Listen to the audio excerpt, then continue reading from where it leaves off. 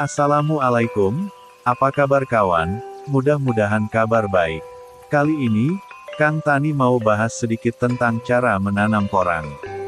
Tanaman porang, kini mulai digemari para petani. Pasalnya, tak hanya memiliki nilai jual tinggi, tanaman ini pun mudah untuk ditanam. Memiliki nama ilmiah Amorphophallus muelleri, tanaman penghasil umbi ini memiliki pasar yang luas, mulai dari Jepang, Tiongkok, Taiwan, Vietnam, Australia, hingga Korea.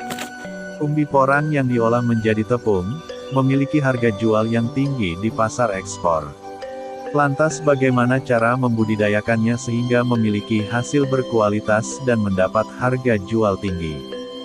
Berikut tata cara menanam tanaman porang. 1. Jangan dijadikan tanaman tumpang sari. Sebab, dikhawatirkan akan terjadi rebutan nutrisi antara tanaman lain dan porang itu sendiri. Tumpang sari adalah suatu bentuk pertanaman campuran berupa pelibatan dua jenis atau lebih tanaman pada satu areal lahan tanam dalam waktu yang bersamaan atau agak bersamaan. 2. Tanah harus diolah. Dalam menanam tanaman porang, hal utama yang perlu dilakukan adalah merawat dan mengolah tanah tempat tanamnya. Kegemburan tanah juga menjadi faktor penentu kualitas tanaman. Porang yang ditanam di tanah keras, membuat umbi yang ada di dalam tanah cenderung tumbuh ke arah atas. Sehingga, hasil akan didapatkan umbi porang yang berbentuk serupa dengan singkong agak memanjang.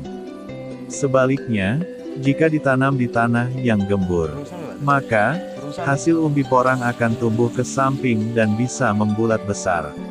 3. Jangan menanam terlalu dalam. Hal selanjutnya yang harus kamu perhatikan adalah jangan menanam bibit porang terlalu dalam.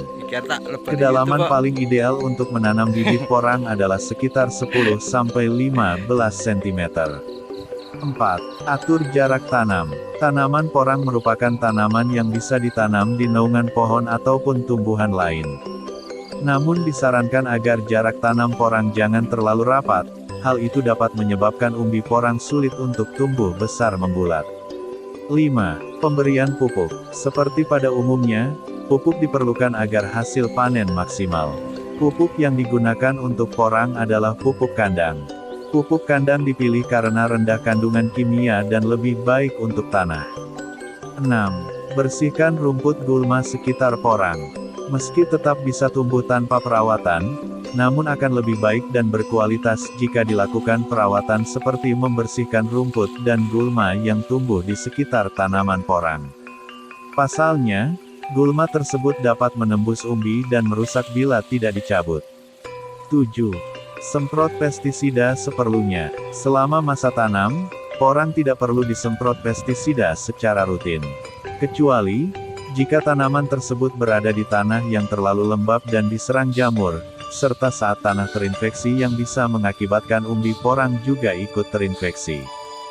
Jika tanah di sekitar penanaman porang tersebut terinfeksi, maka petani wajib dan harus membersihkannya, memberi pupuk dan fungisida.